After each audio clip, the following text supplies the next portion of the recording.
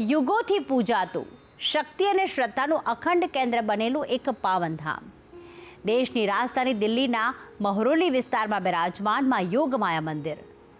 મહાભારત કાળથી જોડાયેલું આ સ્થાનક આજે પણ ભક્તોને શક્તિ, રક્ષા અને શાંતિનું વરદાન આપે છે. અશરીરી સ્વરૂપે પૂજાતી માં યોગમાયાની દિવ્ય હાજરી અહીં દરેક ભક્તને અનુભૂતિ કરાવે છે. તો આવો ભક્તિભાવથી માં યોગમાયાના ચરણોમાં શીશ નમાવી તેમના અપરંપાર આશીર્વાદ પ્રાપ્ત કરીએ. દેશની રાજધાની દિલ્હીમાં એવા અનેક પ્રાચીન સ્થાનકો આવેલા છે જેની પૂજા યુગોથી થતી આવી છે. આવા જ એક પવિત્ર અને કલ્યાણકારી ધામના આપને દર્શન કરાવીશું, જેનું નામ છે યોગમાયા મંદિર. નાગર શૈલીમાં નિર્મિત આ મંદિરના પ્રવેશ દ્વાર પર ચિંતા માયાના પ્રતીકરૂપ નાગની આકૃતિ જોવા મળે છે. મંદિરની દિવાલો પર શ્રી વિષ્ણુ, દેવી દુર્ગા, મા લક્ષ્મી, યક્ષ અને ગંધર્વ આદિની આકૃતિઓ અંકિત કરેલી છે. ગર્ભગૃહની દિવાલ પર યોગમાયાનો મંત્ર વાંચીને ભક્તો મા સમક્ષ વંદન કરે છે. તો મા યોગમાયાની અતિ સુંદર પ્રતિમા સ્થાપિત છે, જે જમીન પર બનેલા એક કુંડમાં બિરાજિત છે.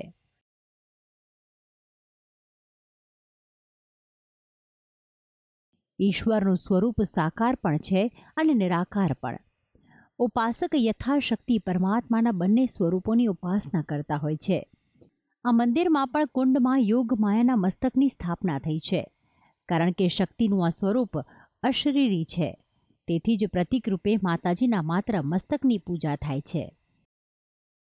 શાસ્ત્રોમાં થયેલા વર્ણન અનુસાર દેવી યોગમાયા શ્રી કૃષ્ણની બહેન હતા, જેણે દેવકીના 7મા ગર્ભને રોહિણીના ગર્ભમાં સ્થાપિત કર્યો હતો,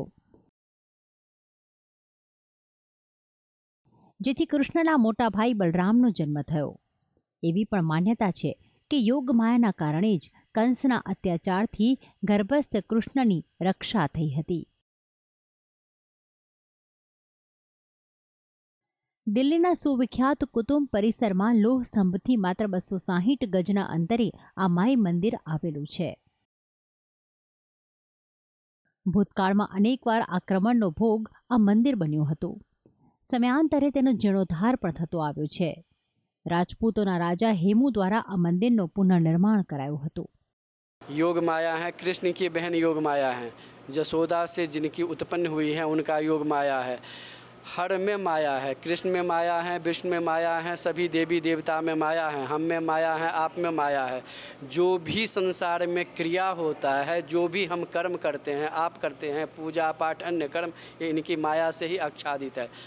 यहाँ पे आके एक अलग ही ऑरा सा फील होता है. हमारे आसपास जैसे एक शांति का माहौल और जैसे माँ हमें ब्लेसिंग्स दे रही हो और बार बार फिर हम यहाँ के लिए खींचते हैं.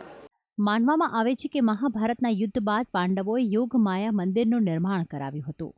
તો વળી 12મી શતાબ્દીના જૈન ગ્રંથોમાં પણ મહરોલીને યોગિનીપુરા નામે જ વર્ણિત કરવામાં આવ્યું હતું.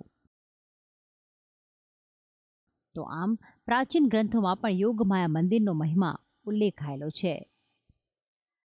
यहाँ पे ऐसा बोला जाता था, मैंने सुना था किसी टाइम पे भी कि यहाँ पे जो मन्नत मांगी जाती है, मुरादें मानी जाती हैं, वो पूरी होती हैं. और मैं आपको अपनी लाइफ का एक किस्सा बताती हूँ कि आज से 13 साल पहले मेरे हस्बैंड को डॉक्टर्स ने जवाब दे दिया था और हमसे ये बोला गया था कि आप इनको ले जाइए, इनके बीच में कुछ नहीं है. तो मैं इन्हीं के द्वार पे आकर यहाँ पर लेट गई थी कि भगवती तूने दिया है और तूने ही संभालना है. और आप यकीन मानिए कि 2 घंटे बाद हॉस्पिटल से फ़ोन आता है कि आपके हस्बैंड बिल्कुल ठीक है. યોગમાયાને વિંધ્યવાસિની પણ કહેવાય છે. તો વળીમાં સતીના અંશ તરીકે પણ તેમની ઉપાસના થાય છે. નવરાત્રિ અને દુર્ગા પૂજાના ઉત્સવોમાં અહીં ભક્તોની ભીડ ઉમટે છે. સૌ કોઈ દેવી યોગમાયાના દર્શન કરી ધન્યતા અનુભવે છે. તો આમ દિલ્હી સ્થિત મહાભારતકાલીન આ યોગમાયા મંદિર ભક્તોના મનમાં અનન્ય સ્થાન ધરાવે છે. ભક્તિ સંદેશ, સંદેશ ન્યૂઝ.